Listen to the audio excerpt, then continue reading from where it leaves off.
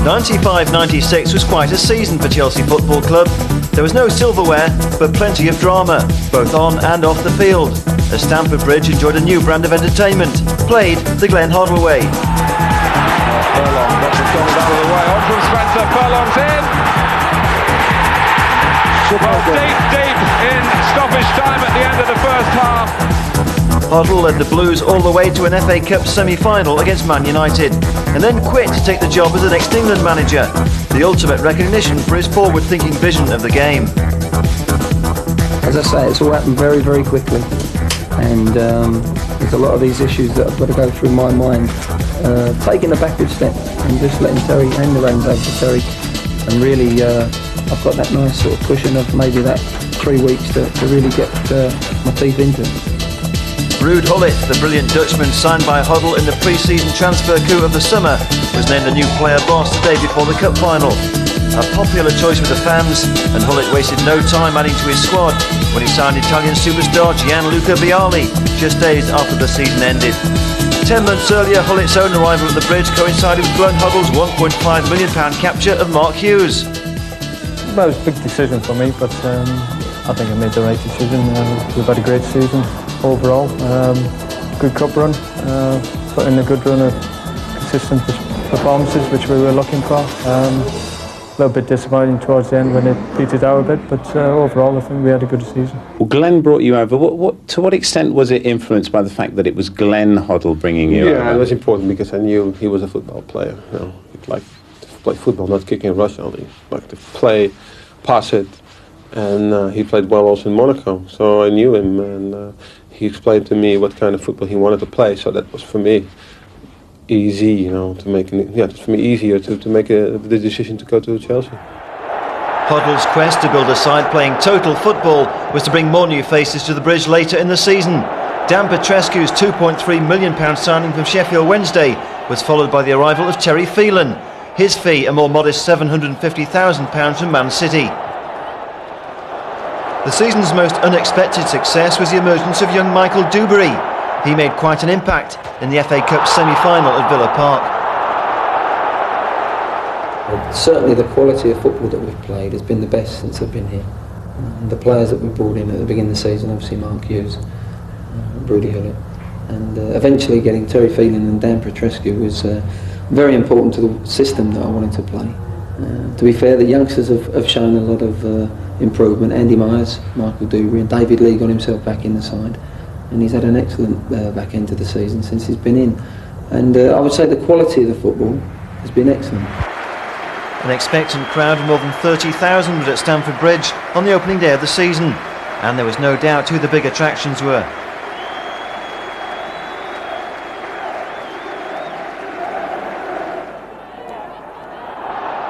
Spackman just caught in possession by Rideout. This is Limpar.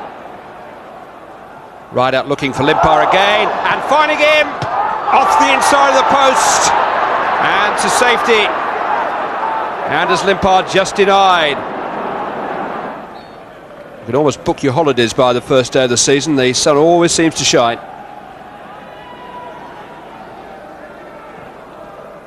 Gullit looking for Hughes. Beautifully controlled. Steve Clark.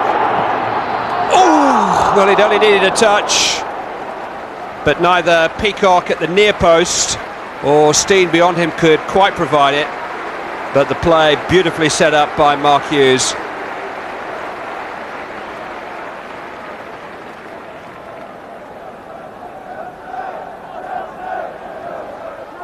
Sinclair arriving, away by Rideout.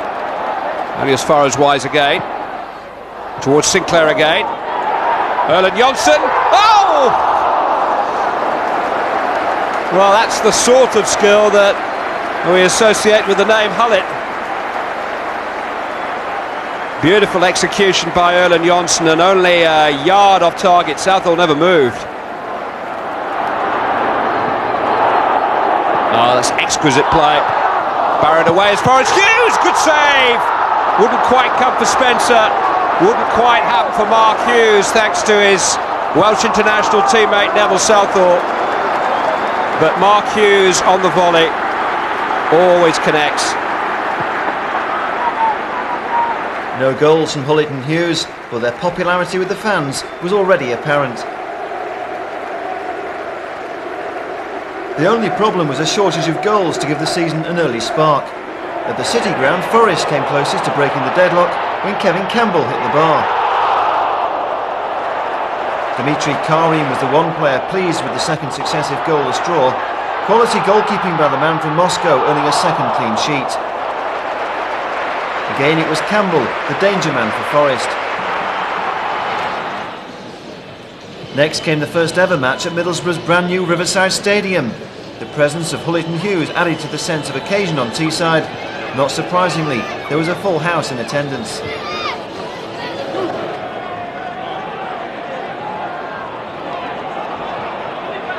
Piatov, oh, beautiful ball to Barmby. He's through on goal, squares it, 1-0! Craig Hignett, the scorer. This is Hullet. They mustn't give him this space to go forward. Gets the shot in, oh! And Alan Miller must have taken his eye off the ball there. Ruud Hullet almost getting his first goal in English football. Gets it through for Spencer. Good tight work from him. Middlesbrough get it away now, 3 against 2. Hignett on the charge, Piatov to the left. Plays it to the right to Barmby. Piatov wants it on his head. 2-0! Oh, what a finish! For the first time in the club's history, the Blues had failed to score in their first 3 games of the season. They needed a 6th-minute penalty against Coventry to finally get Chelsea off the mark. Minto looking for Peacock again. Pickering's challenge was mistimed. Gary Willard couldn't have been better placed. And that burst into the box by Gavin Peacock has earned Chelsea the chance to take the lead from the spot. Dennis Wise, 1-0. And at last, in their 4th game of the season, Chelsea are off the mark.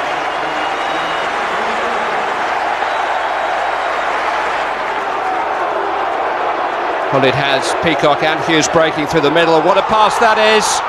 Hughes has got a chance, and Chelsea are 2 up. Mark Hughes is first for the club. 10 minutes gone, it's 2-0. But what a pass by Ruud Hullet. How many players in the Premiership are there capable of playing that kind of killer pass? And Mark Hughes made it his. He was joint favourite at best to get to the ball, but he ran through the challenge and dispatched it into the corner. Telfer now for Pickering. Isaias and Coventry have got one back. And the Brazilian Isaias has got his first for the club. Doubling the inevitable target. Sinclair's missed it. Solako. And still a chance for Unlove, and that's the equaliser. It's 2-2.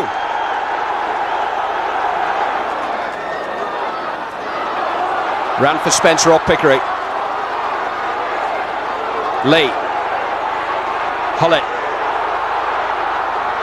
Going for goal! Well, how unlucky can you get? David Lee trying to make something of it, but Hullet's shot was so truly struck, it came back at him as fast as it went in. September was to mark the end of Robert Fleck's 3-year nightmare at Stamford Bridge. The Scottish striker was sent back to Norwich in a deal potentially worth £800,000. Meanwhile, the month began with Ruud Hullet's first taste of a London derby at Upton Park. Hullet. And here's Minto. Hughes goes for it. Knocks it back. Chance here for Wise. It's 1-0 to Chelsea. And Dennis Wise gets his 2nd of the season.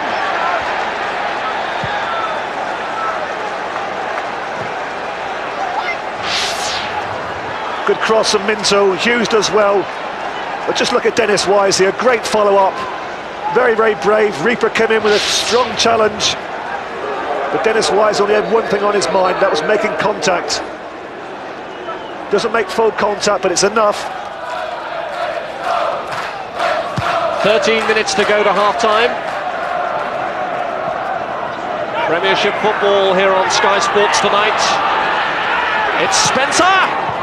2-0! And John Spencer marks his 25th birthday with a goal!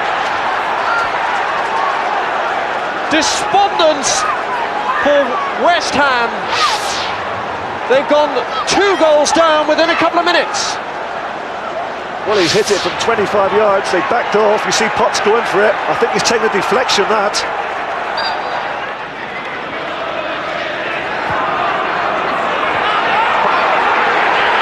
Now they're building up on the right with Spencer. Foul by Julian Dix. Well, that's a little bit of retribution, isn't it? Spencer in the first few minutes wildly swung his boot at him and was blocked. Dix made a note of it, waited his moment. Here you see him with an equally rash challenge. No attempt to play the ball.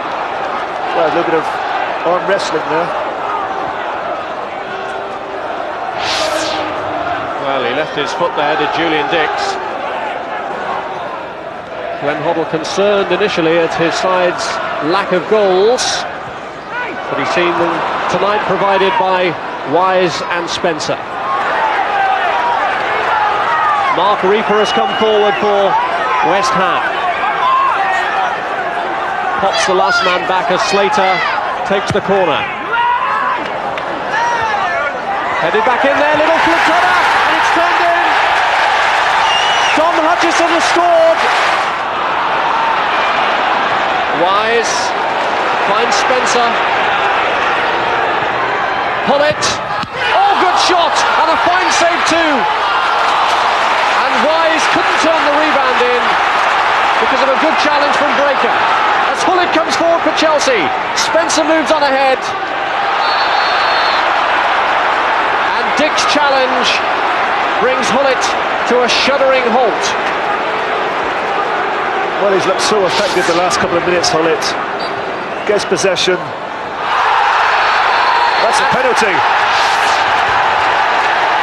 Spencer brought down by Breaker, and referee Robbie Hart has pointed to the spot. Breaker, the man who gave it away, and he gets a booking. There was the challenge, and Dennis Wise with the opportunity to score his second and Chelsea's third.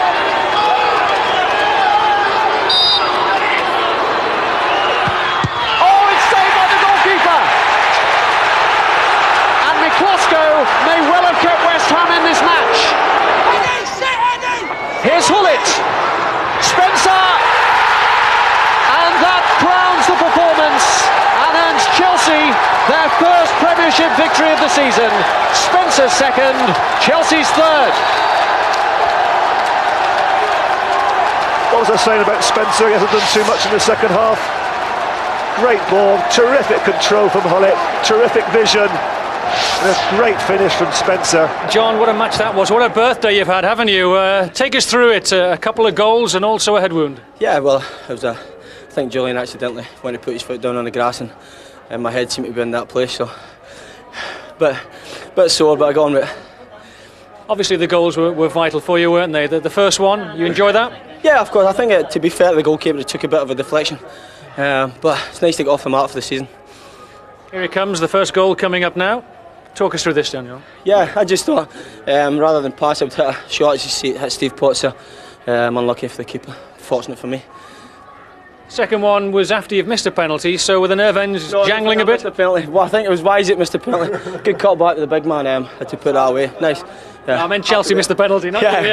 Yeah, I've missed a couple of penalties in for Chelsea, won the FA Cup, so I don't want to get labelled with this one. With the nerve ends jangling a bit? Yeah, I think it was. I think West Ham pressed us a lot in the second half, put in a good performance, but luckily enough at the end we stole another goal. Happy birthday, and bring in Ruud Hullet here. Ruud, you moved into midfield there towards the end of the match. Why was that? Yeah, with this way of playing, when we are in trouble, then I have to go in midfield, because then we have more people in midfield, and so we can combat better. How did you enjoy that? That was a typical London derby in many ways. Yeah, it was good. I think West Ham did everything, to make it a draw, and it was close. But I think all of the game we played better, and I think we deserve it. And I think today most important man of the match for me was Mark Hughes, because he made it possible for us. You know, he kept the ball, and he did well for us, and that's why Spenny could also move well, you know, in the box, and he scored 2 goals. So for me, man of the match was Mark Hughes. Well, John Spencer's actually got the bottle, so I wonder if you could give it to him. Yeah, of course. Okay, Spen. Congratulations. Thank you, big man. I'll share this with Sparky since you're big man. I hope there will coming more of this. Yeah, I hope so. And maybe you have to play every time with this thing. Right? Yeah. Thanks very much. Cheers. Okay, bye. Confidence was high for the home match with Southampton, and the Blues served up a brilliant display. Towards Shipley, off the line by Dennis Wise. And Neil Shipley on his return to Stamford Bridge, denied by a very important goal line clearance. In fairness, that is exactly what Wise is posted to do, but it was he, not Karen, who cleared. Hughes is onside here. Mark Hughes, good stop. Best just got a fingertip to the ball. Southampton looked to the linesman. Hughes was looking only to the skies to control the ball brilliantly and stretch Dave Besson.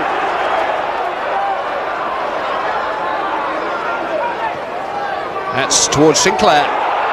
It's a good control too, and a good goal! It's the goal Chelsea have richly deserved, and it's come from Frank Sinclair. Catch me if you can. Well, I'm not quite sure what he was doing there, but maybe he should spend more time up front.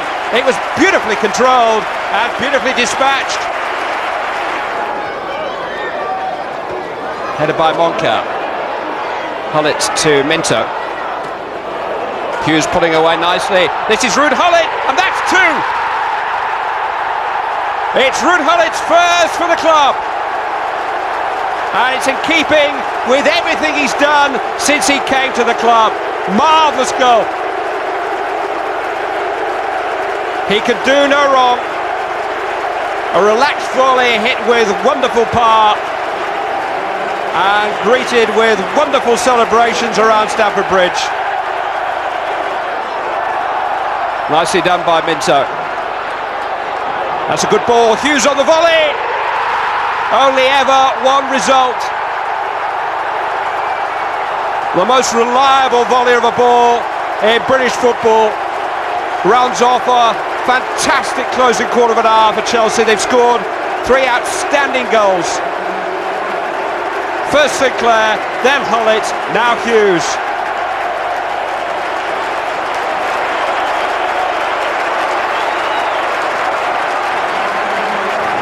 We have to improve a lot on our passing, you know, and sometimes we give away some sloppy passes. But I think the team is going well. Everybody's pleased. You can also see that they are happy in what they are doing, and that is the most important thing.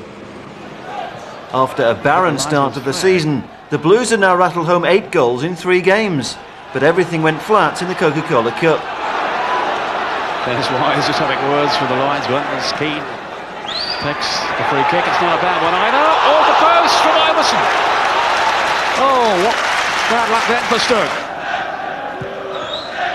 Some space for Burley. In towards Spencer. Hughes would pulled away. This is Spencer. Good strike. And right into the midriff of Mark Prudo. The others have set off down the middle. Here's Keane now. Pesky Solido. Gullit with a tackle, sliding in, and he timed it to perfection. Brilliant tackle then by Ruud Gullit. There was no easy way to bounce back for the Blues. Next came a trip to St James's Park, and Premiership pacesetters Newcastle has started the season in brilliant fashion. Gillespie. Fox has gone to the near post area.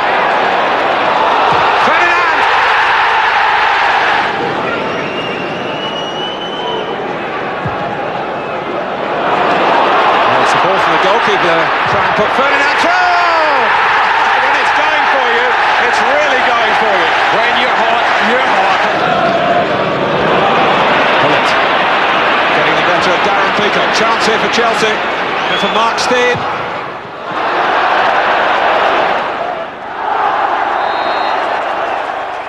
Food for thought for beaten boss Glenn Hoddle. The next time these two sides met would prove a different story. Meanwhile, the clash with Arsenal meant a showdown between Dutch masters Ruud Gullit and Dennis Bergkamp.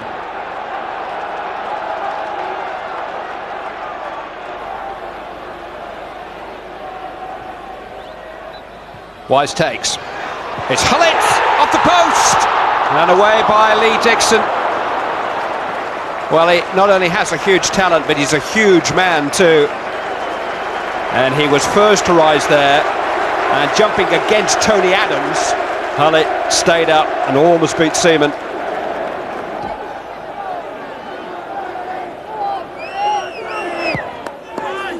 It's towards Hullett, came off Dixon I think, this is Peacock, and Furlong, and Hughes! Chelsea take the lead, 6 minutes of the second half gone. And Arsenal, in the end, could no longer resist. It was Lee Dixon who rather unhinged things at the back with that back header. Furlong unlucky blocked by Keown, but nothing was going to stop Mark Hughes. Full marks to Arsenal there, through a red screen in front of Chelsea's attempts to score. Peacock miscued, Keown somehow blocked from Furlong. Hughes, with his left foot, his unfavoured foot, made it 1-0.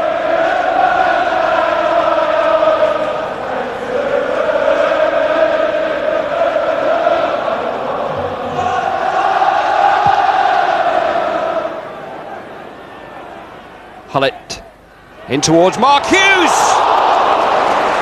Well, I think we could have suspended the goal of the season competition here and now if that had gone in.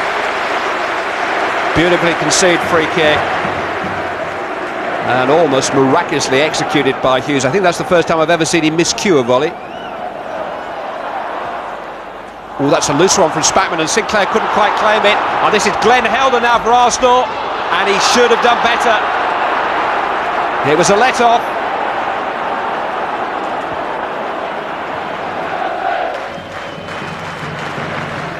Bell's header. Spackman against Keown, who's holding on to Spackman after the ball's gone, but Spackman retaliated there, right under the nose of Martin Budnam, and seemed to land a punch on the back of Martin Keown, and it's a red card. And few complaints, completely out of character for Nigel Spackman, but well, it's so annoying. Keown just holding on and holding on, and in the end Spackman took the law into his own hands. The punishment was swift, and it was no more than he deserved. Spackman sending off was too late to trouble Chelsea. October began with a real shock in the Coca-Cola Cup. The Blues were sent crashing by First Division Stoke, but they had their chances to bury the men from the Potteries. That comes to Furlong. Oh!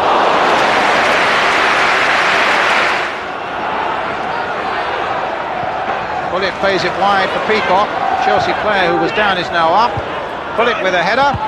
Bruno with the fist. And knocked off the line by Overson. Wise looking for a better angle. Early in there too.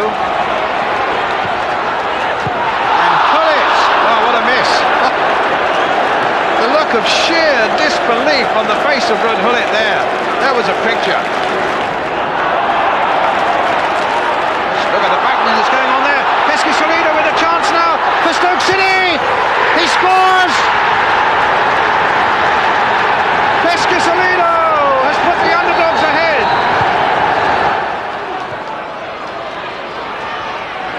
Pull it with a shot. A great save by Bruno. A frustrating exit. It was hard to believe the Blues had failed to score in both legs of this second round tie.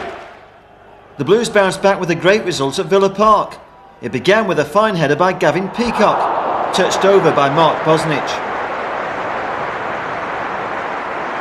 The Blues rode their luck in the second half when the shot from Taylor seemed to take more than one deflection before Eddie Newton finally cleared the danger. The decisive breakthrough came 18 minutes from time. Craig Burley found Mark Hughes, who held off the challenge of Paul McGrath before teeing up Dennis Wise for the winner.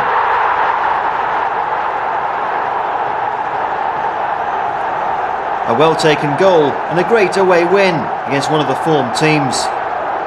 Disappointingly, that was to be the Blues' only win in October. Against championship-chasing Man United, Mark Hughes was up against his former club for the first time.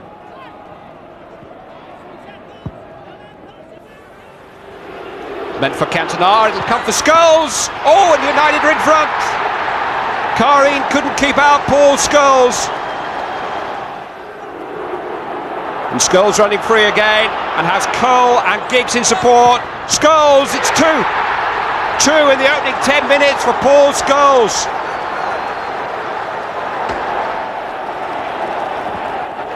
That's determined play by Andy Myers.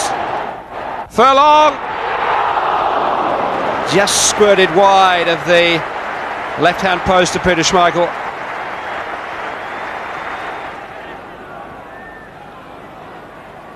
Sinclair, Spencer, down by Furlong. Hughes, you might have known it. Alex Ferguson predicted it. Mark Hughes has scored against Manchester United. Clark sick at the side of Ryan Giggs. He's got past him again, he scored! And that surely put the game beyond Chelsea. A wonderful individual goal by Giggs. Now Cole. Now McClare, and it's 4.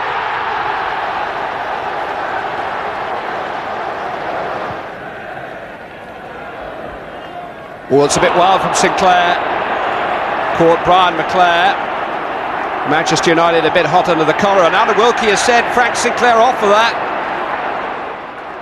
The Blues beaten and down to 10 men for the second time in 4 games.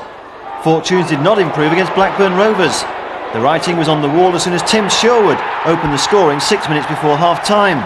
His first goal of the season. The Blues' resistance broke and Blackburn took complete control at the start of the second half, with 2 goals in 8 minutes. Alan Shearer making it 2-0. That was goal number 15 for England's top marksman. Any doubt over the final outcome was removed when Mike Newell completed Blackburn's demolition job. This was the champions back to their best. Chelsea, in contrast, were well below par. Nonetheless, they did create chances. Sub Mark Stein wasting the best opportunities after coming on for Paul Furlong. A miserable afternoon ended with a further setback when Frank Sinclair was badly injured and carried off. He was to miss the Blues' next 16 games, making way for Michael Dewberry. November began with the arrival of new signing Dan Petrescu. The £2.3 million man from Sheffield Wednesday was paraded before the home match with his former club. It was a month that also marked the signing of Terry Phelan from Man City. Wise, good save. Pressman stood up for as long as he could. Chelsea did everything right, but Kevin Pressman just wouldn't commit himself. Good stop. Nolan. Hurst. Bright! And that's the best chance of the game so far. Set up by David Hurst. And, well, look, easier to score than miss.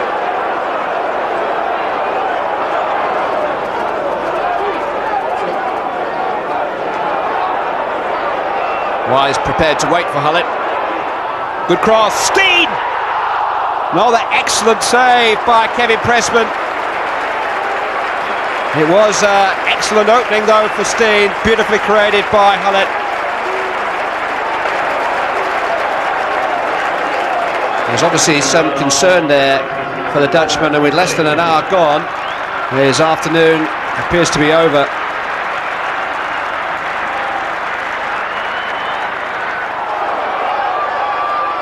Hughes waiting for the overlapping run, instead finding Furlong, and a chance for Newton, which he could not take. Injury to Hullett was to keep him out of the Blues' next 6 games.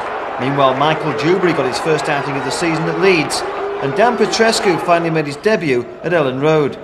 Petrescu's arrival came at a crucial time for the Blues, struggling with a growing injury list. But he couldn't spark a win against the Yorkshireman, despite this fine effort by Mark Hughes.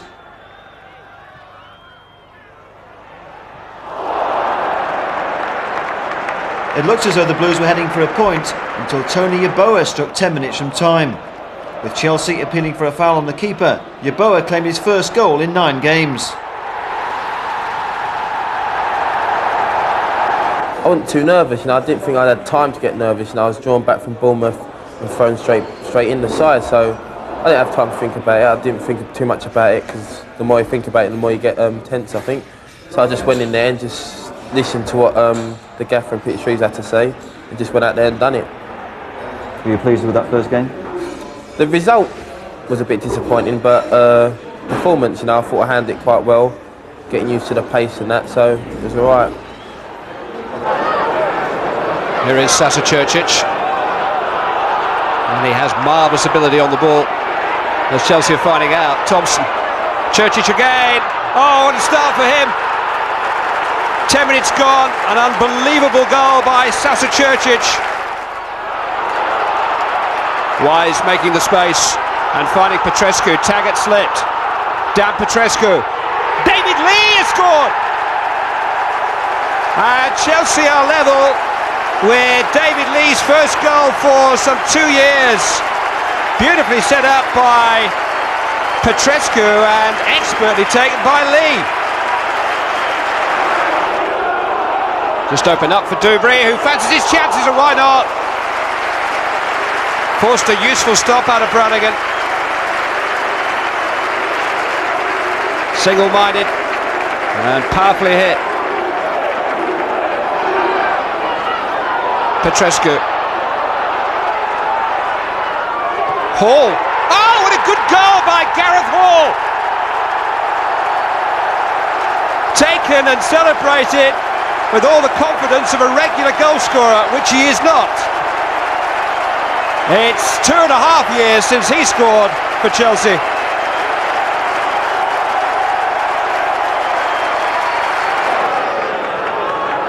Looking for Scott Green, and he's equalised. Hall looks to the linesman. Green runs to the Bolton fans.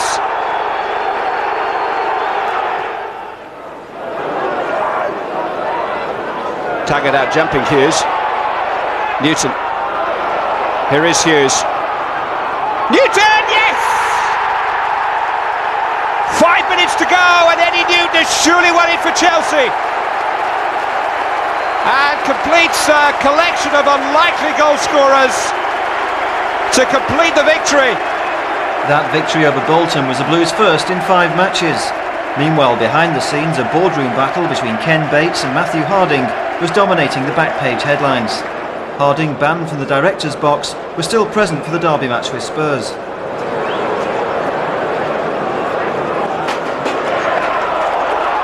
Wise inside Rosenthal looking for Petrescu. Howell's caught in possession by Hughes. Wise. Eddie Newton arriving. Chance for Newton. Not this time. Newton, who got that dramatic late winner against Bolton on Wednesday, fed by Dennis Wise, but he just seemed to lose his footing at the moment that he struck the shot.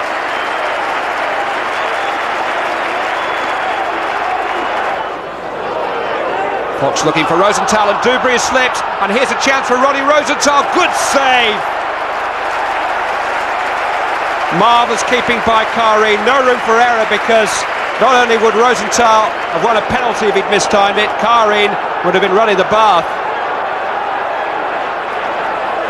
Fox for Armstrong.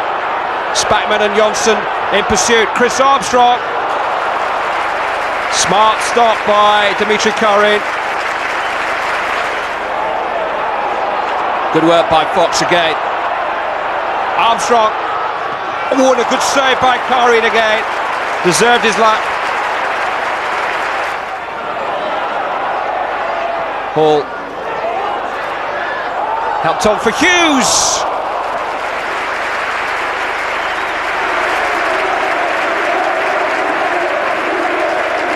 But a hard-fought derby.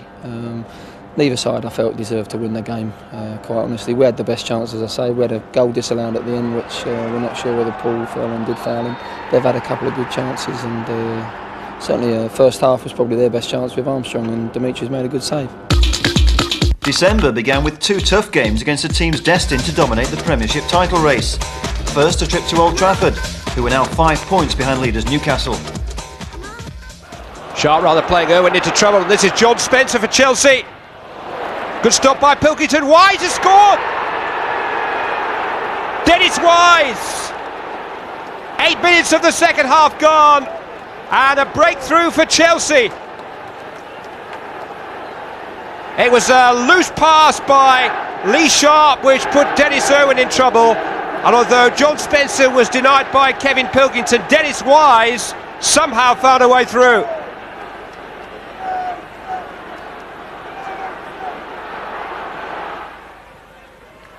Cantona to Neville.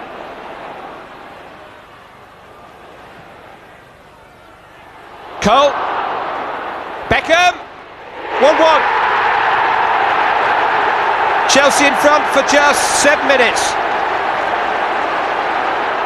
Cantona. Sharp. Cole must do. Oh! What a chance for Andy Cole.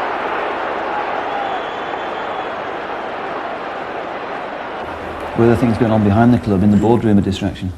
No, they weren't. A lot of people tried to say that they could be, but fair dues to the players, to everyone involved at the club, at the professionalism that we showed. It wasn't easy, but at the end of the day, it's probably the best run of results we've had, and the quality of football really started during them problems.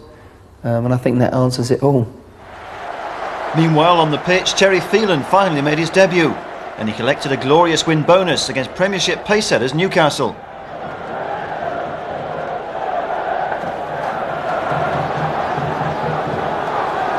It is, of course, indirect. Dennis Wise will take it.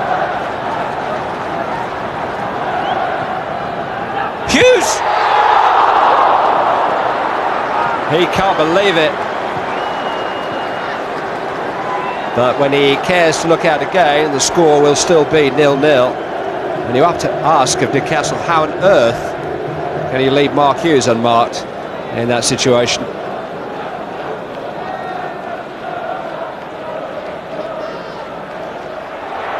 Lee. That's a good ball. Hughes! Hislop happy to parry it. David Lee is such a good centre-back in possession. Setting up Hughes. And with 3 minutes still to go in the half, Shaka Hislop's afternoon is over. Just unable to continue. Newcastle are fortunate, and they do have a goalkeeper amongst their 3 substitutes. Pavel Srnicek is on, making himself heard because his first task will be to defend against this Chelsea free kick. Wise, away by Ferdinand. Petrescu, it's in! Dan Petrescu's first goal for Chelsea. And Pavel Srnicek's first task is to pick the ball out of the back of the net. It wasn't actually the best of free kicks from Wise. It was pretty comfortably cleared by Les Ferdinand, but his header was a bit straight, and straight to Petrescu, and he returned it with interest. And Srnicek got a front row view.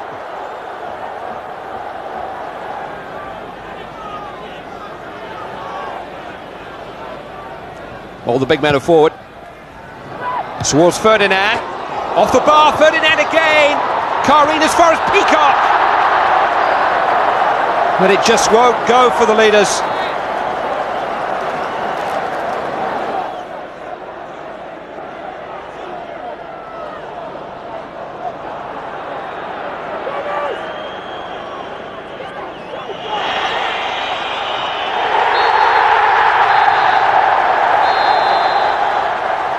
A happy end to a week that began with peace in the boardroom. Everyone could see that Harding and Bates were best buddies once again after a brilliant win that puts the Blues back in the top 6. Yeah, Dan Petrescu is one that I've had on my arm for about 8 or 9 months before I bought him. I felt that he suited the style of play and the system that I'm working at here. You know, it was a bit frustrating not being able to get him when Trevor Francis was there. We nearly did the deal, and I had to be patient on that one. But and Terry Phelan, you know, we had a couple of injuries. Scott Minter had some injuries, and we felt we had to get them 2 positions right. And they came at a similar time, and they really were, you know, fundamental in the way we started, you know, picking up the quality. I mean, to have good players like Rude and Mark Hughes and Dennis Wise and John Spencer, people like that, in the side, but you do have to have 8 or 9 players playing well week in and week out to win things, and we've yet to do that. But certainly Dan and Philo did take us up another couple of notches on the quality of our football. The high spirits continued with a good start at Highbury. Always plenty of movement around the man with the ball, who is Petrescu. Hughes to Burley. Deep towards Terry Phelan. And here's John Spencer, and that is a wonderful goal. Chelsea in front, with a goal in keeping with the football they played in this first 25 minutes. A chance studiously carved out and explosively taken by John Spencer. No more than Chelsea have deserved. And as far as Dixon, oh, do you believe it? Lee Dixon, with 2 minutes to spare, has equalised for Arsenal. Lee Dixon's late equaliser denied the Blues a well-deserved victory. But there was no denying Glenn Hoddle's men at Main Road, although the Blues did have a couple of scares. Dimitri Karin did well to keep out Uwe Rosler's spectacular effort. Then Mark Hughes missed a chance he won't want to see again. You would have bet big money on Hughes scoring this one.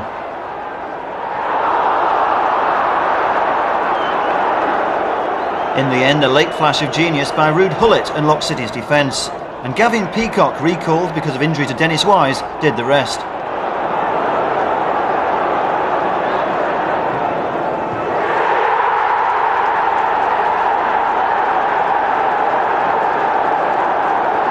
And the goal, made by you loitering in space on the right where nobody noticed you. Yeah, it was a good run, and just had to pick one out. And Gavin was for me the most easiest one, and he scored very, very well. But the pass was measured to the centimetre. We're all European now, you know. But all depends on the player. It don't depend on me. It depends on the player who wants it. If he is on the right spot there, I only have to give it. That's the only thing. And how far can Chelsea go now? I don't know. I think we just still have to work hard on our way of playing. There are still some negative points, like the first 20 minutes. Normally it can't happen, because it can happen also that you are 1 or 2 down already, and then if you then have to play and then have to come back, that is very difficult. So we have to play better in the beginning, and the only thing that changed now from the other games is that now that second half we played even better. Normally we play second half bad, but now we played second half very good. Against Wimbledon, Dan Petrescu opened the scoring with Chelsea's very first shot. Peacock. They're well discreet and across, and here comes Petrescu for Chelsea! 12 minutes gone. Dan Petrescu gives Chelsea the lead. It was the persistence of Gavin Peacock on the left which made it possible. But a calm finish on the volley from Dan Petrescu.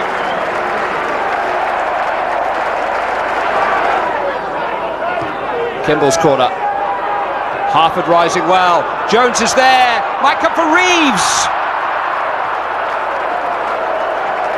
Well, that was 3 points for Wasps. All forced in this time. It's Robbie Earle. Got on the end of Alan Kimball's swinging corner. Peacock through to Spencer. Great chance. Well, he set himself like a player confident of scoring. Gavin Peacock fed him. His first touch was a little bit heavy, in fact. Just ran away from him, but from then onwards, Spencer looked to certainty.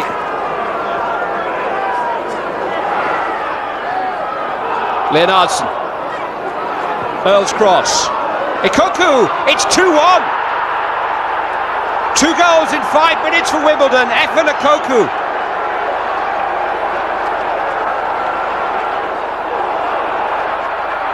Hullett. Oh, and that was a savage challenge from Jones. Well, he claims he got the ball, but he got a lot of Ruud Gullit too. Came steaming through the back of him. He's already seen 1 yellow card. There's another, and Vinnie Jones is going to be sent off here by Dermot Gallagher. And there's the morning headline for you. Dubry was late. Ikoku went down, and that's a penalty. Michael Dubry was stretching, mistimed the tackle, caught Efanakoku. It'll be Dean Holdsworth. Good save!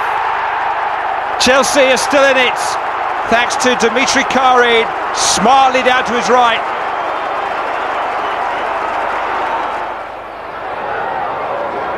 Hullett won't be rushed. Past Holdsworth. Hughes! Way by Robbie Earl in front of his goalkeeper. Mark Hughes' header, and Earl was standing right in front of Sagers. Wimbledon's win a Boxing Day blow for the Blues.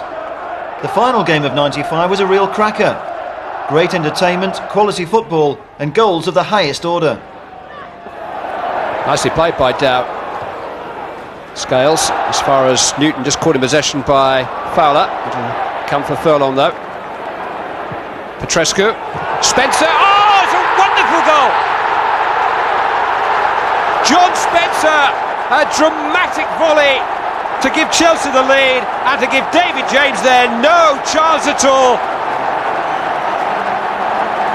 Under pressure from Mark Wright, he somehow guided the ball at great velocity past James. Here he comes through the picture, number 7.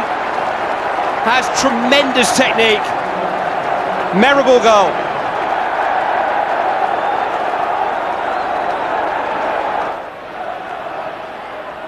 McAteer.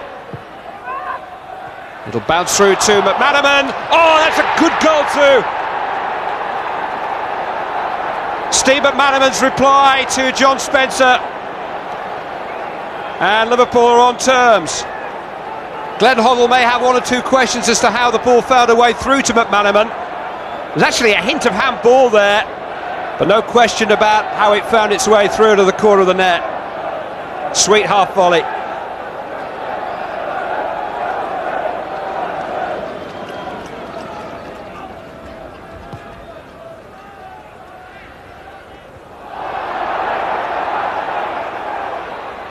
On by Newton. Scales couldn't cut it out. Harkness under pressure. It's Spencer. He scored again. Stroke of half time. And John Spencer makes it 2-1 to Chelsea. He may be the smallest man on the field, but he has the biggest heart. Just ask Steve Harkness, the Liverpool defender there.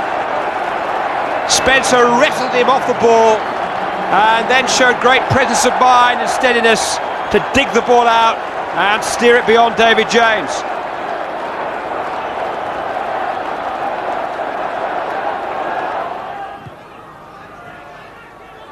Collymore.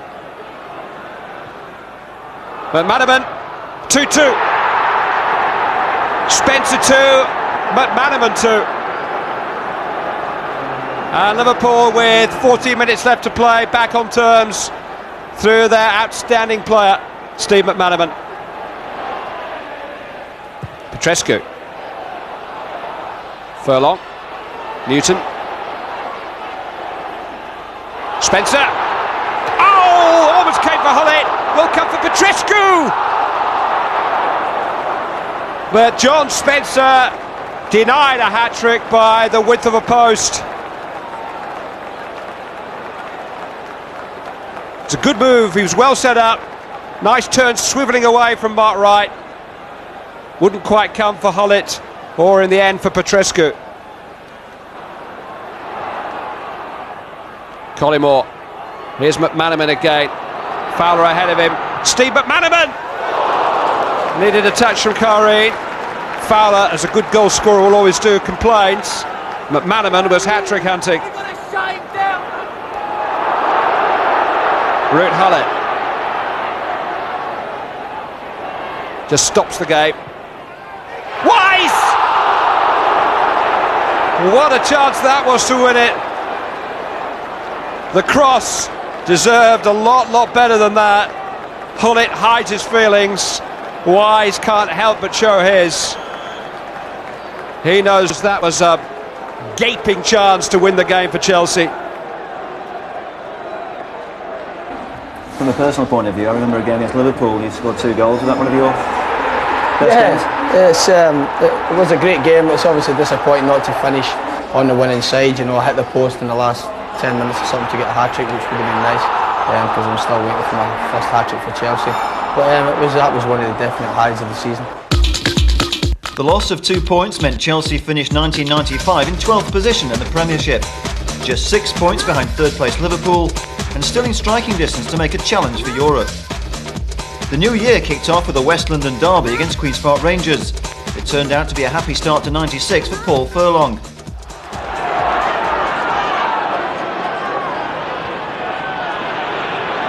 Petrescu. Summer punches, it comes to Hullet! Stopped on the line by Steve Yates heroically for Queen's Park Rangers. Hullet tries again, slips Yates, shoots again!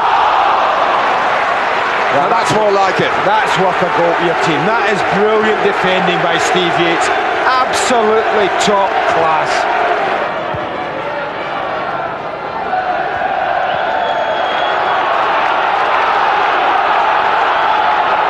Hullet's back on his feet, but he may not be back in the game. Bradley Allen! He only needs a chance. And Queen's Park Rangers have a priceless goal. Wise. Chelsea having to dig deeper now. Dubry. Oh, the commendable show of ambition. Oh dear. What a way to lose a lead. Well, it was a reward for adventure. An own goal as Michael Dubry powered on here. It's a great driving run. I think it's Brazier at the near post. Clark. Had almost a minute of time added on by David Ellery. Newton. Is there going to be a late winner in the offing here for Chelsea? For Furlong! Oh, what a kick in the teeth. But what a great goal. And what a great header from Paul Furlong. He made that ball his. Great play from Peacock, who stands up a super ball. He gets a one-on-one, half a yard. It's the back post. Now watch Furlong. He's climbing all over the defender. Furlong a proud match winner. His first goal of the season, and it meant 3 precious points. Meanwhile, Hullet's injury ruled him out of the FA Cup showdown with Newcastle. A big blow for the Blues, but they fared well without him.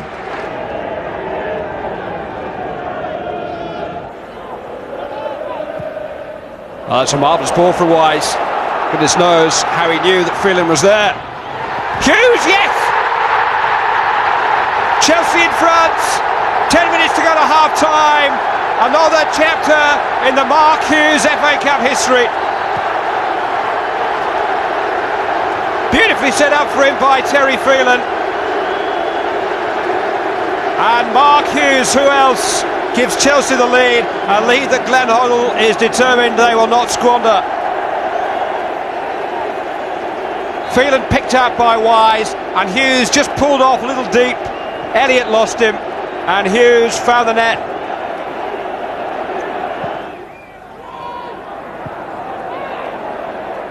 That's a marvellous pass from Beardsley. Albert trying his luck, and his luck was very nearly in. It's the closest Newcastle have come. Karine almost got across to it. He may just feel as though he had it covered. It was a close shave. Kevin Keegan looking like a manager resigned to his fate. Newcastle United's double dreams, such as they are at the halfway point in the season, are fading fast here. Just look at the clock.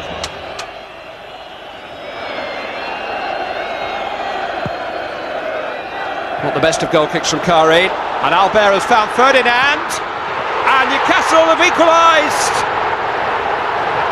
and live to fight another day at St James's Park.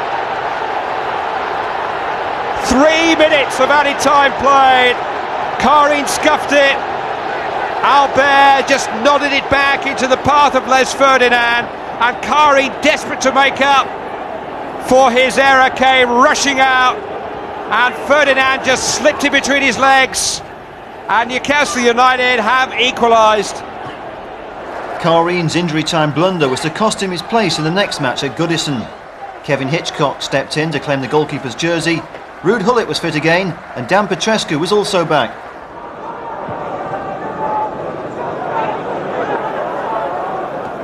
It's well killed by Ablett, and then he left it for Unsworth, and Spencer's nipped in between them. And that's a very good finish by John Spencer.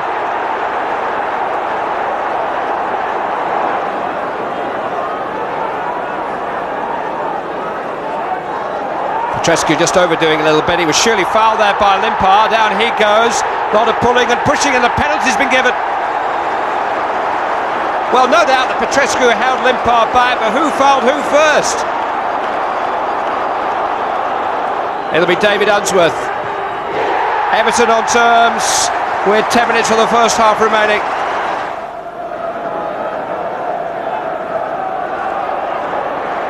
Hughes being held by Unsworth. On goes Wise. Referee has pulled up play, and a red card for Mark Hughes. Robbie Hart indicating a stamp. Well, it was bad hurdling, shall we say, by Hughes, who didn't make any great attempt to clear Unsworth. Limpar. Stewart deflected. Good stop by Hitchcock. Next came a dramatic night at Newcastle that provided one of the highlights of the season. Ferdinand, good pace, free kick against Lee. There were 3 players behind him, but he was going in with an intention of finding the shot.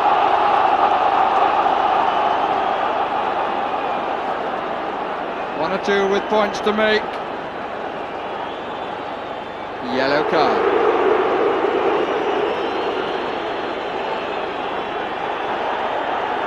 It's the right decision when you see there was a pincer movement on either side. But it's not to say that Ferdinand wouldn't have got there first. Albert, Ginola and Watson, all possibilities for the strike. Well, the players in front of the wall are not 10 yards. Wise push back. Albert got a deflection, it's in!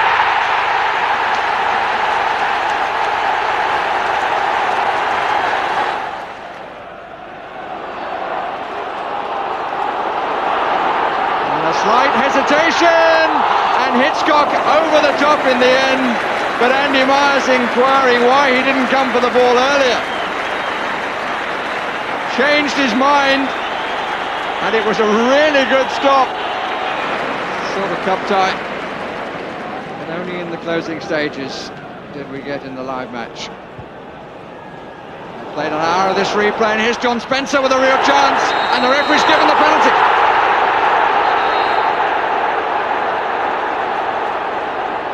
Peacock is going to protest, and Peacock has already been booked. It was he who made the challenge. They're looking at the linesman. The ball is on the spot. Yellow card for Peacock, red card for Peacock.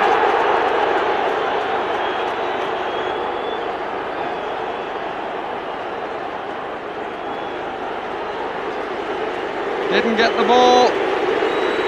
Got the leg, said the referee. Spencer went down appealing. And Darren Peacock, who's played so well in this match, comes off having conceded the penalty, which Dennis Wise will take, and from which he scores. It's 1-1.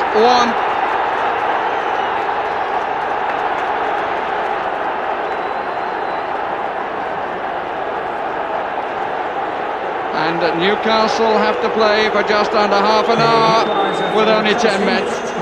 And the contest is now all square.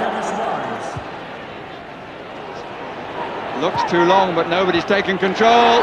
Kitson. And the referee has pointed to the spot. We've got a second penalty from a hugely untidy challenge.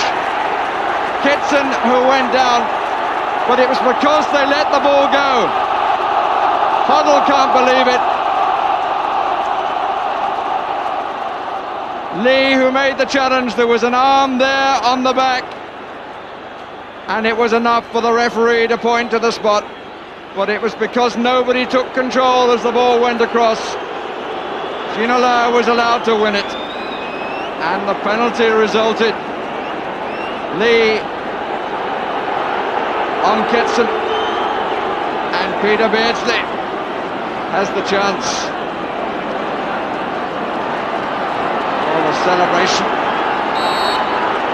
of his 35th birthday, which he takes.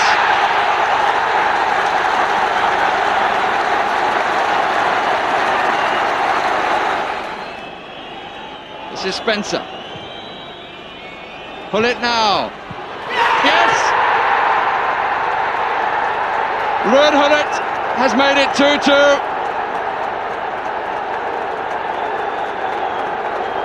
The Dutchman has had his say. Might have done so a few seconds earlier. Long cross from Spencer. The nod down from Dewberry. And in by Gullit. The equaliser for Chelsea, scored by Ruud Gullit. Nothing that Cernicek can do about it. Peel by Albert, but it's 2-2. Who wants it more? The Frenchman?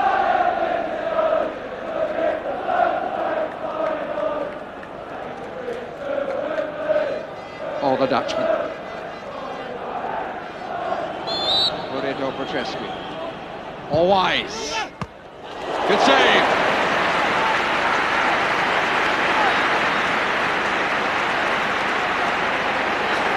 Play well as Papa Cernicek. He was coming back in.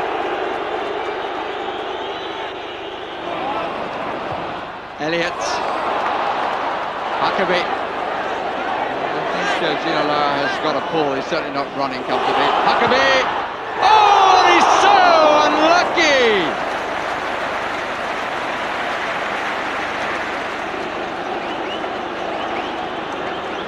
The Newcastle captain, Peter Beardsley,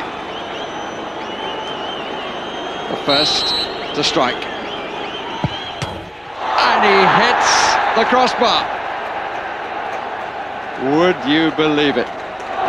David Lee, who conceded the penalty, but unlike Darren Peacock, was not booked for a second time and therefore stayed on. The referee says it was an innocuous challenge, but he gave the penalty. Now Lee takes his penalty. And Chelsea lead. Steve Watson next. Kevin Hitchcock didn't have to do anything last time. But he does this.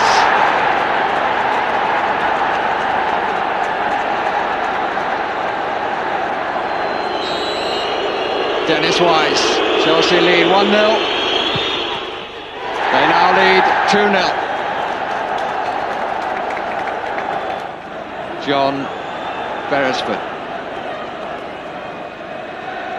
And really he has to score to give Newcastle hope.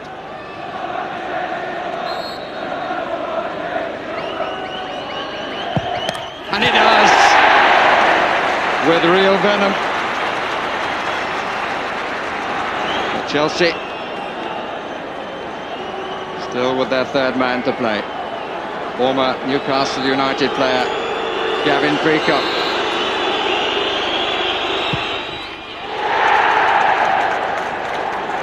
(3-1) Chelsea. Philippe Albert. 1-3.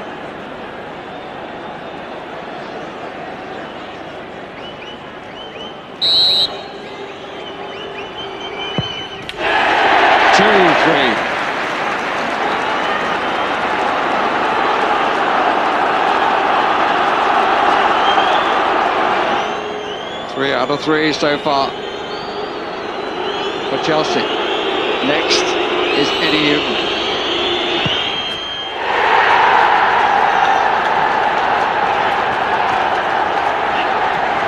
They've gone to celebrate the victory. Don't need any more. Glenn Hoddle has, I'm sure he's feeling won this tie for the second time. He thought he'd done it at Stamford Bridge. He has done it now in unlikely circumstances. Kevin Hitchcock with the one save. Put it is who ends the day with a smile. And Peter Beardsley on the eve of his birthday with a frown. I feel as if I've played the extra time and the penalties as well. You kick every ball when you're on that bench. I'm sure Kevin feels the same. But obviously we're absolutely delighted. I felt we played well tonight. I suppose you feel that you won this twice in a way?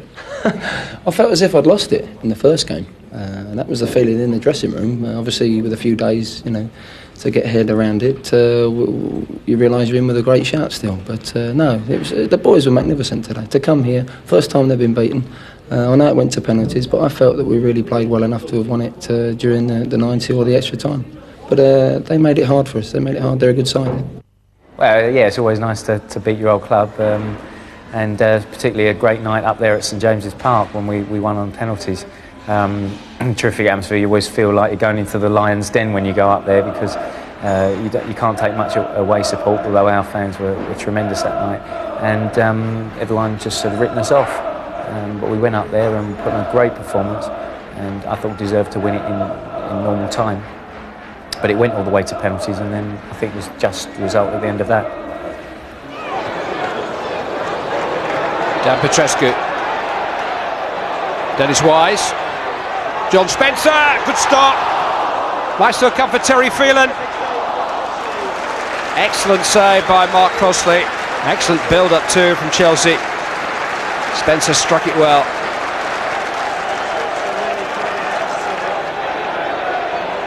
Pollock waiting for Petrescu. Hughes was pulled away. Off the line by Cooper Phelan. Really good work by Colin Cooper behind his goalkeeper. He got back to the line as he sensed that Hughes was going to score. Feeling a little unlucky that it fell to his right foot.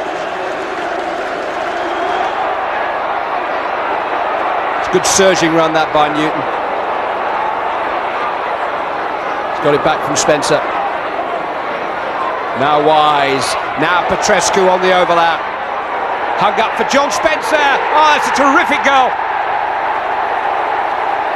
10 minutes into the second half, and Chelsea make the breakthrough at last with possibly the best move of the game so far. A game of precious few chances, one at last dispatched by John Spencer. We seem to be struggling to kill teams off at the moment, not for the lack of chances we are creating. It's just obviously down to myself, Sparky and a couple of others with bad finishing, so hopefully we'll put that right in the weeks ahead. Next came another battle with old Chelsea hero Ray Wilkins, this time in the FA Cup fourth round. McDonald goes by the near post. Haitley looking for any sort of flick on. Sinclair is in there as well. It comes from Mark Haitley. And Maddox! Another glorious opportunity, but what a very good save from Kevin Hitchcock. Very clever here from Mark Haitley. He's not looking to score. He's just looking to pop this back into the 6-yard box. Maddox meets it with a full meat of his head. Great instinctive save from Hitchcock. Well, when they put the passes together, Chelsea, they look very good. The midfield, well, I call them a midfield quartet. It's almost two playmakers and two attackers they have at times. When they get in tandem to get a popping passes around, they're not half causing problems to Queen's Park Rangers. Spencer, Peacock.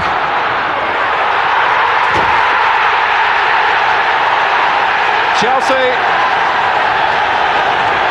with Gavin Peacock's incisive run and a touch of good fortune along the way as well.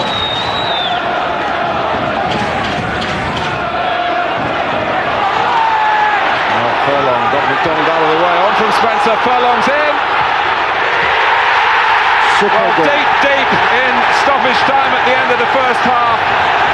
The Chelsea hero of the league game here 4 weeks ago has stretched the lead in this fourth round FA Cup tie. It's Queen's Park Rangers 0, Chelsea 2, Peacock with the first and Furlong with the second.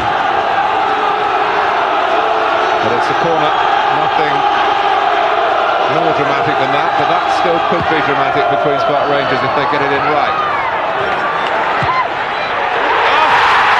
It's a fantastic goal from Nigel Quasi. He got it right. Sinclair. It's Bradley Allen. It's still in play, and Hitchcock has flattened Haitley. It's a penalty. Well, what a turnaround. What about this FA Cup? Well, he was complaining 5 minutes ago. He felt it was blocked off. Mark Haitley. But that time the referee agreed with him. It's Bradley Allen. Oh, he's missed it.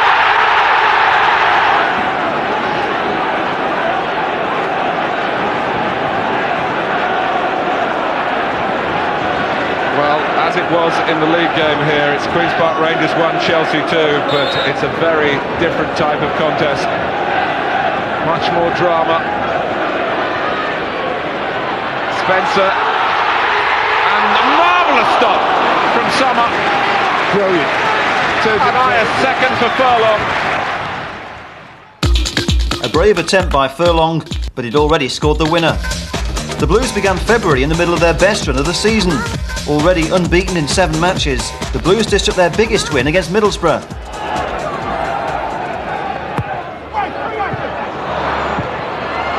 Well, it's gone all the way through from Gavin Peacock.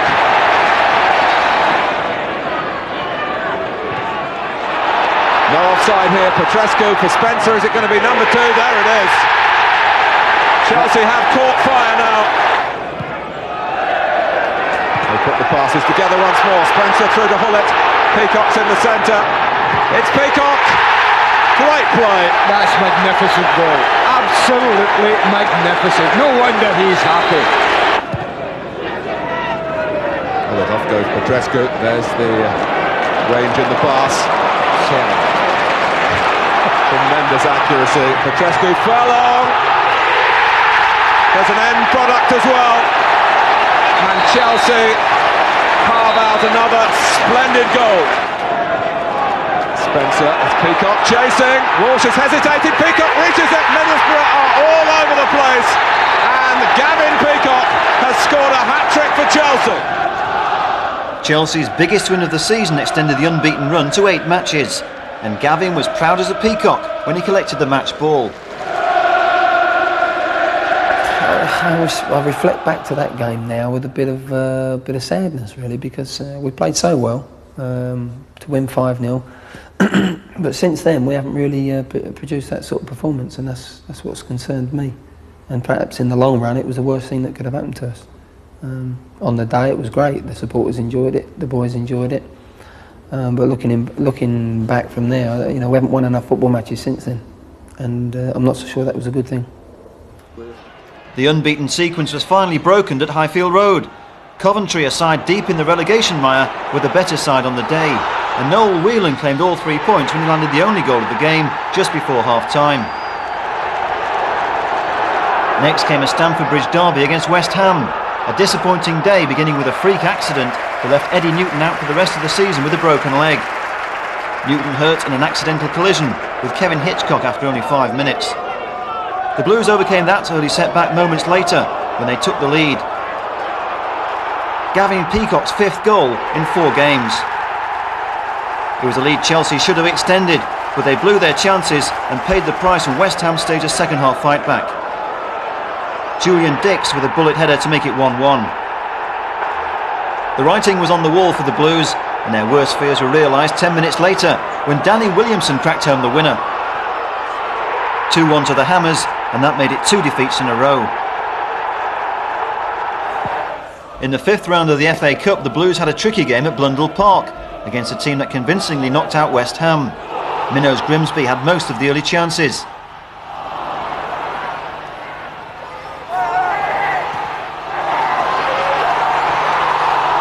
The Blues relieved to survive that pressure. Chelsea's best effort was a well-struck shot by Furlong. In the end, the Blues were glad to get a second bite of the cherry. After 3 matches without a win, the Blues bounced back in thrilling fashion at the Dell, despite the home side taking the lead. Letizia will take. Both Moncau and Hall are forward. It's towards Shipley. It's come out for Widrington and it's in! Tommy Widrington. What a start for Southampton. Wise again. Oh, it's a wonderful goal by Dennis Wise. Beautifully struck.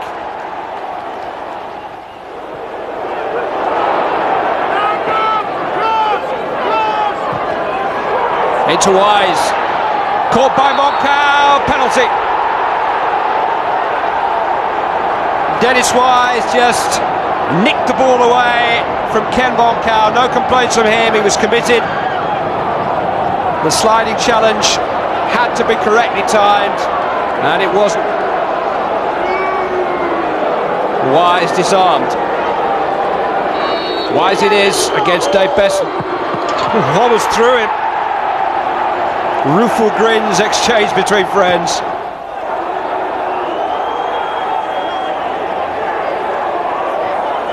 Dennis Wise giving the men behind him every available second to organise themselves.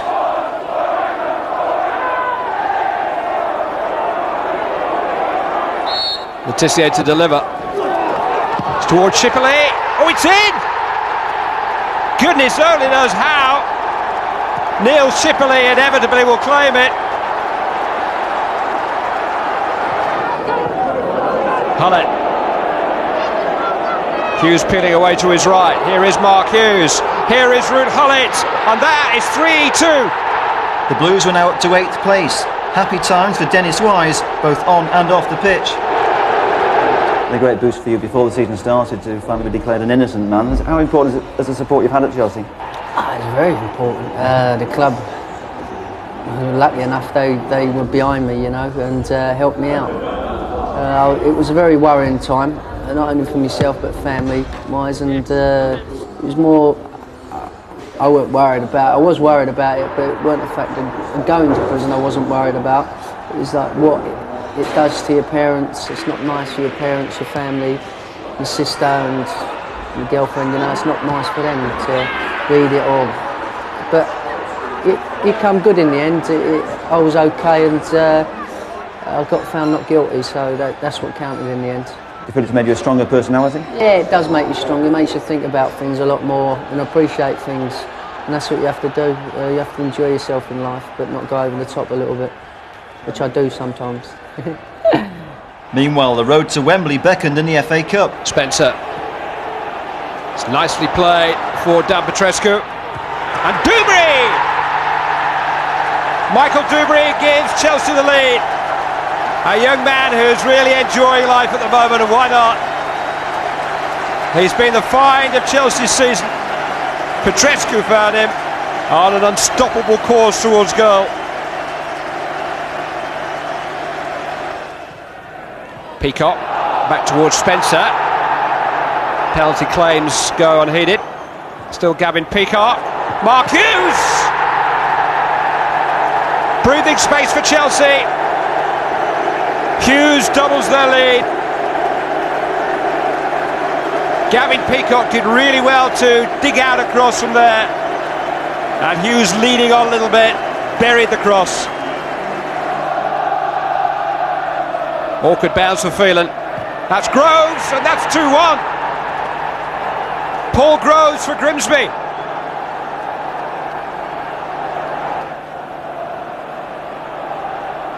They come for Spencer, and now for Wise.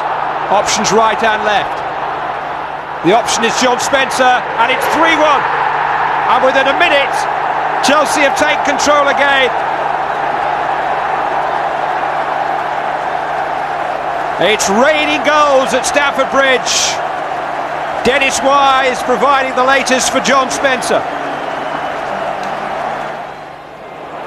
What a pass that is from Wise. Hullett to Peacock. Hughes going to be up. Oh, he did! 4-1. And 4 of those goals have been scored in the last 5 minutes. Hullett set Peacock up. I think there was a slight deflection here. Just wrong footing, Crichton, the Grimsby keeper. A stunning second half display by the Blues. It was time to celebrate reaching the last 8 for the 3rd time in 6 years. March was a month of 3 showdowns with cup quarter-final opponents Wimbledon. A personal challenge for Dennis Wise against his former club, and it began with a Premiership date at Selhurst Park. Wimbledon made a strong start, but it was Chelsea who made the best chances.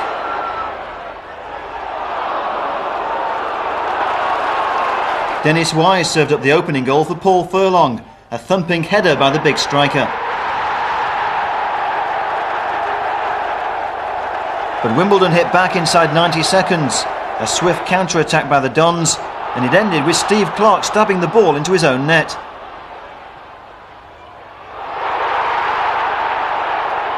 A lucky escape for the home side. Chelsea had lost 2 useful points. 7 days later it was back to Stamford Bridge, this time in the FA Cup, and the familiarity was already starting to grow. But hang on, Ken, don't forget to check your pockets. With the crazy gang in town, you never know quite what to expect. On this occasion it turned out to be a cracking cup tie, pure and simple. Hartford 4, Leonards. Here's Ovid Leonardson again. Good run. Chance for Earl. Just couldn't quite get over it.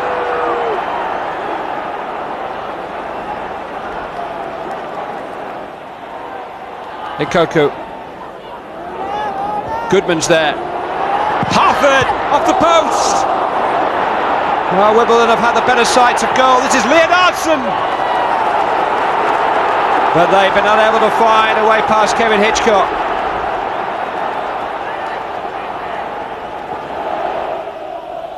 Jones will take the free kick. Earl's there, and the ball's in! Robbie Earl for Wimbledon. 9 minutes of the second half gone. Wise. Being chased by Jones. It's got in a useful cross though. Furlong. Oh, so unlucky Hughes! Chelsea level. Mark Hughes owes a big debt of gratitude to Paul Furlong. Stretching beyond Perry to connect with Wise's cross. Hughes' task was easy.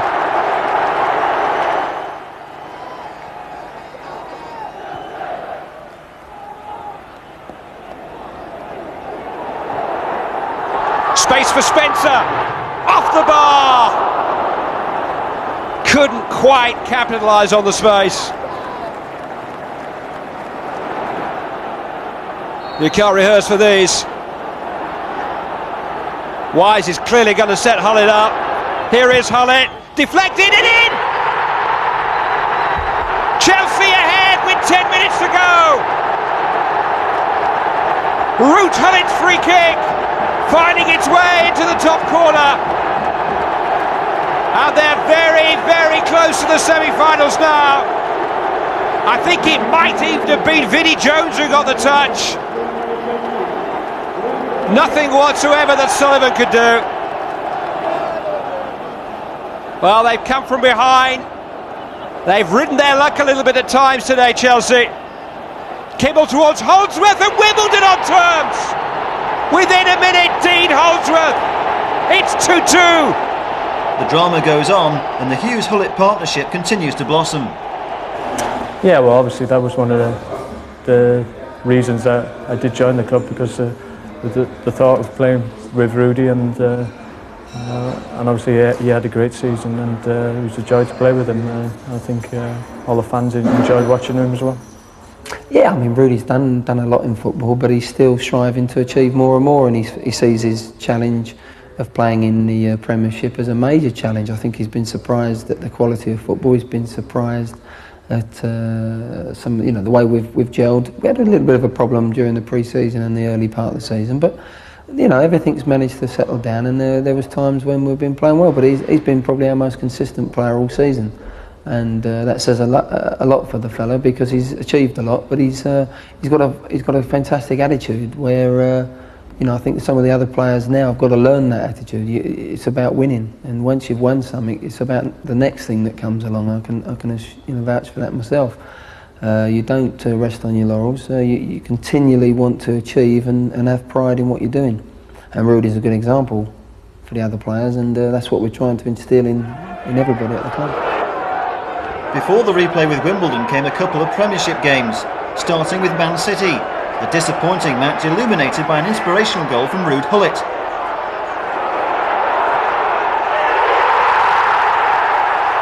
One of the goals of the season by the brilliant Dutchman, and well worth a second look.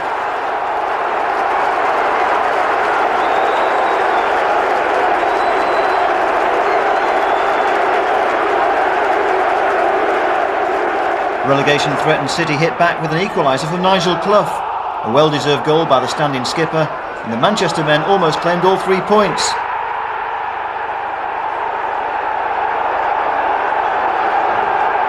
Georgie Kinkladze was unlucky not to claim a last-minute winner when his free kick smashed against the bar.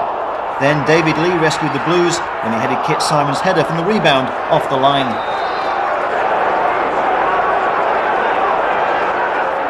That lacklustre display did not augur well for the trip to Anfield, and it was no surprise when Mark Wright headed Liverpool in front at the start of the second half.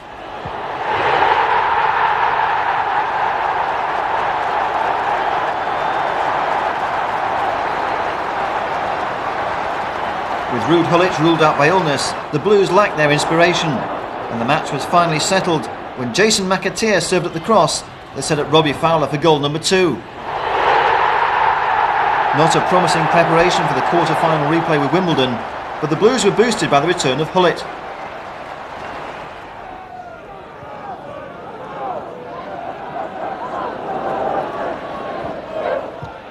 Oh, good ball. It's Petrescu from Burnley's pass. And Chelsea take the lead. The Romanian, Dan Petrescu. But what a superb ball by Craig Burley. Stewart's trying to keep supporters off the pitch. Burley here measured that. Delightful ball. Petrescu running on. Terrible angle really, but he got it inside the near upright, up to the goalkeeper's left. Hughes coming in here now. Hughes! Oh, and this time Sullivan gets a hand up to prevent it being 2-0 from Mark Hughes. Similar ball again, and Petrescu again. Penalty, brought down by Kimball.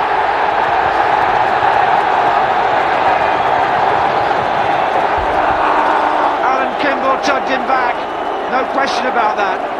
Otherwise Petrescu might have done exactly as he did just now with the goal. Fouled by the fullback.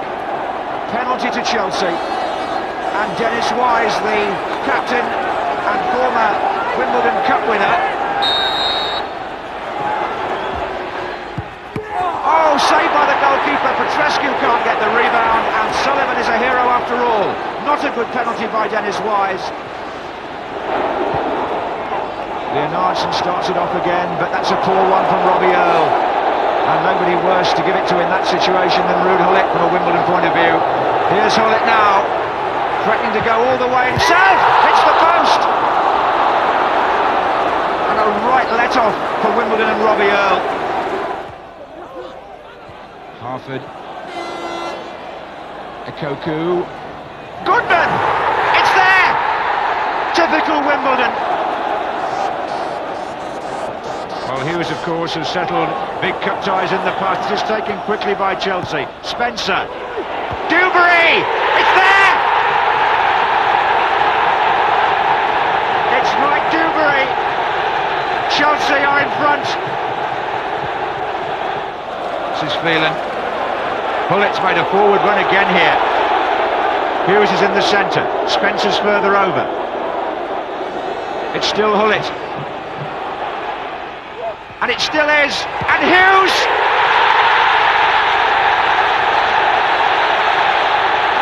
Well, a cup tie of this importance would hardly be complete without a goal from Mark Hughes.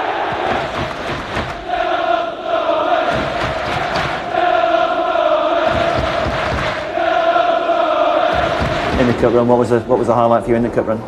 The goal against Wimbledon, I think. 1-0, scoring the goal, thinking going to take the side into the next round, you know, FA Cup quarter-final. But I think that goal was the highlight of my season so far. Yeah, players always like to do well against their old clubs, of course. Was that a particularly pleasing one for you? Yeah, it was pleasing. It was very pleasing because it was pleasing not only for me, for the gaffer, for the side. It's because usually against sides like that, they upset people. And we went out and done a professional job in the second leg against them, second game against them, and showed what we're capable of, and we weren't scared of them. We had a go, and the quality came through, and that's what counted. And as far as Hullett, Spencer, Wise, Petrescu.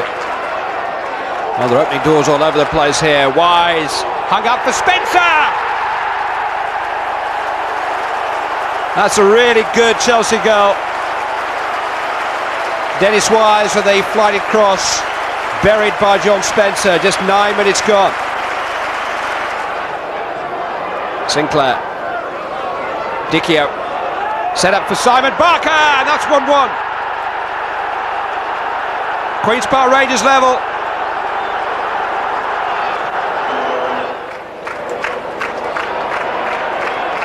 Hullett. This is Dubry arriving. It's a good stop by Sommer. Impey smuggling it away. Good pass from Wise. Hullett on the charge. Furlong waiting, must score! Well, the substitute won't get many better chances than that this season. Villa Park was the stage for the Blues FA Cup semi-final showdown with Man United. A star-studded contest headlined by the continental contest between French ace Eric Cantona and Chelsea's Dutch master Ruud Gullit. Keane managing to hook the ball in. It's awkward too for Craig Burley. Lee Sharp. Ryan Giggs. Beckham! Away by Myers. David Beckham denied by the post. Just guiding the ball against the upright.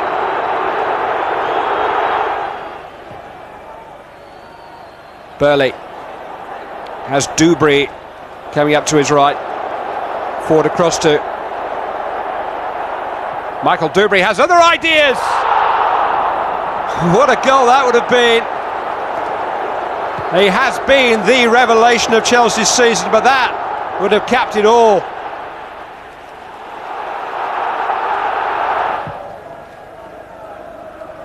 Hughes is such a good target in those situations, so easy to hit. Lost out now, but he goes rampaging on. Mark Hughes, Ruud Gullit! Chelsea in front with 10 minutes of the first half remaining. A goal scored by their inspiration, Ruud Gullit, and made by their warrior, Mark Hughes, who ran through the challenges and then served up a cross that was crying out to be finished.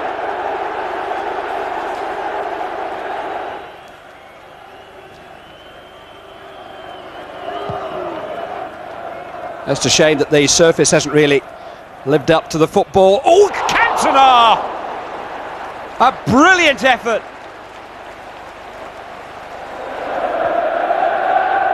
Beckham. Neville. Spencer back there with him. Neville, though, has slipped John Spencer. Came off Jonsson. Cantona! Goal! Manchester United level. Andy Cole got the final touch. On by Cantona. Tidied up well by Burley. Oh, that's a bit short. It's David Beckham for Manchester United. Possibilities here. They're in front.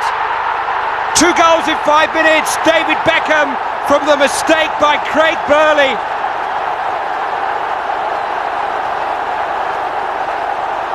Burley can't believe it. The lead has been frittered away in 5 short minutes. Here goes Gullit against May, and still Ruud Gullit. Schmeichel there. Spencer maybe. Oh, off the line by Cantona. What was he doing back there?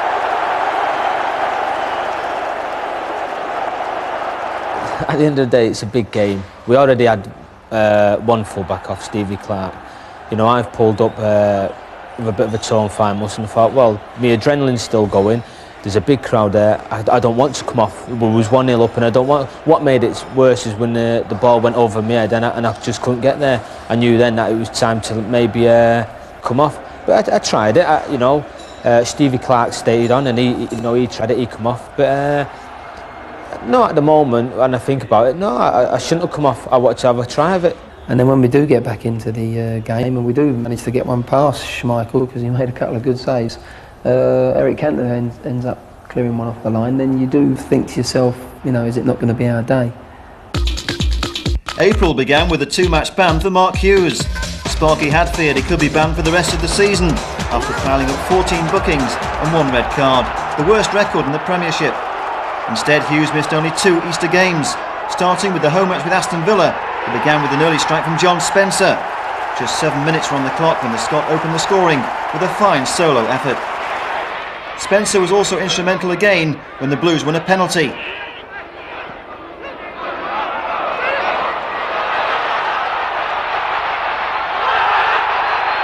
Paul McGrath the culprit, but Chelsea blew their chances to make it 2-0.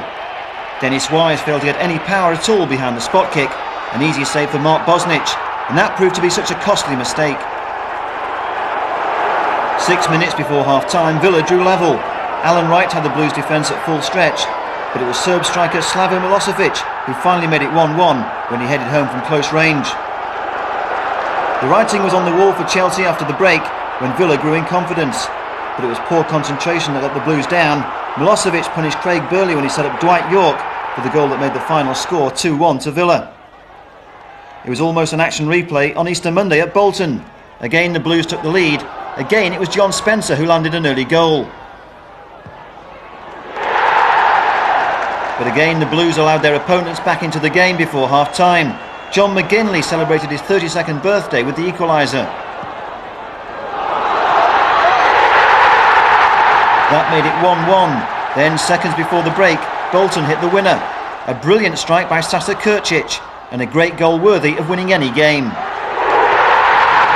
That made it 3 straight defeats for Glenn Hoddle's deflated squad, but the Blues bounced back in sparkling fashion against Leeds United. Mark Hughes making a spectacular return. One thing for certain, Hughes wasn't going to give up possession. Spencer. Hughes setting himself. Oh, Lukic lost it completely. And Mark Hughes gives Chelsea the lead. Well, you can rely on him to make a good volleyed contact. Unfortunately, Leeds could not rely on their goalkeeper. Kelly rather lost that. And now Spencer's found it. He's got Hughes in support. He doesn't need him. Chelsea 2 up inside 20 minutes. Spencer had a little look to see where Hughes was, but then found the corner of the net. Well played by Burley. Spencer. Hughes! 3-0 to Chelsea, and there are still 10 minutes of the first half remaining. Completely on top.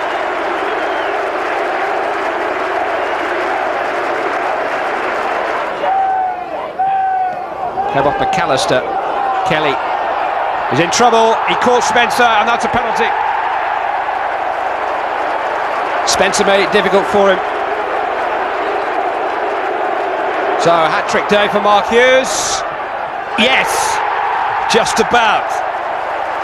He's not a practice penalty taker. Berlin. McAllister. He's kept at it, and he's got a consolation for a well-beaten Leeds United. We've had a little blip in our season, really. We haven't played as well as we can do the last couple of performances. It would have been a shame to let the season just fizzle out, but we've come here today and put on a good show, and I think everybody went away pleased. How good was it playing with somebody like Mark Hughes, an experienced player? Yeah, it was important because I knew Mark for a long time. I played against him a few times, and he's the right target man for Chelsea. And I think that if we had more quality in certain areas, then maybe he could score even more goals than he did this year. The talk at the Bridge now centred on whether or not manager Glenn Hoddle will be signing a new contract. With mounting speculation his future lay with England, was interesting to note the players' thoughts. From a personal point of view, it's very important for me because he plays the football that I want to play, the type of system that I want to play, and I enjoy it week in, week out. Obviously, it'd be nice to win some trophies for him because I think that's the way football's going to go in England now. A lot of teams are going to start playing the ball about and we're going to see a lot more attractive football. And he's the one that's brought the style here. If he went and they got someone else in, maybe they'd change that. And of course, as I say, he's got players in to play that system. Now, those players could play another system, but you know, I think Chelsea Football Club has a stamp of Glenn Hoddle on it now, and you know, hopefully he'll be here to lead them on. Meanwhile, the Blues' next match was a midweek date with Sheffield Wednesday at Hillsborough, where the home side spurned a glorious chance to take the lead. It turned out to be a frustrating night for both sides. Kevin Pressman kept the Blues at bay with a fine save from Mark Hughes.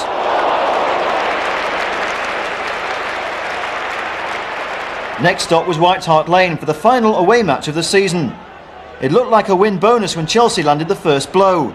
A neat build-up and Mark Hughes with a clinical finish. 1-0 with 34 minutes played. But Spurs battled back in the second half, and the Blues failed to keep the home side at bay 18 minutes from time when Chris Armstrong added the equaliser. His 20th goal of the season, making the final score 1 goal apiece. May began with the news Chelsea fans didn't want to hear. Glenn Hoddle decided England was to be his destiny. He was quitting the bridge to become Terry Venables' successor after Euro '96. As I said earlier, there was only one job. That's all. The message I can say is that I thank them for their support that they've given me over the 3 years. They've been magnificent. And I feel that hopefully I've given something back to them as well as a club and a set of supporters. But there is only one job that I'd have changed clubs for. 24 hours later, Hoddle was back on the Chelsea training pitch for the final time as manager, alongside the man destined to succeed him.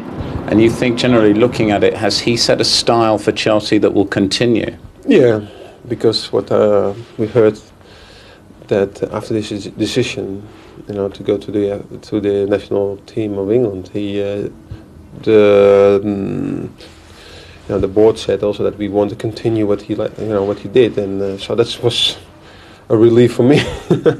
It's your kind of style of play. Oh, really. yeah. But also now the style of the Chelsea, they love it. I love our way of playing.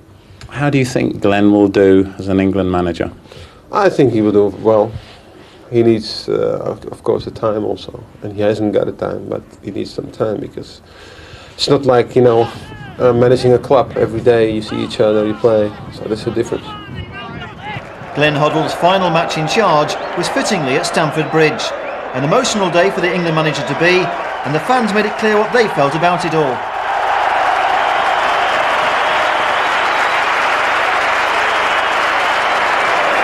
It's nicely played by Spatman. Burley.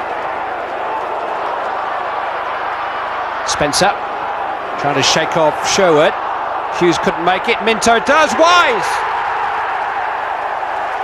A goal for Chelsea with 10 minutes of the first half remaining. Dennis Wise arriving.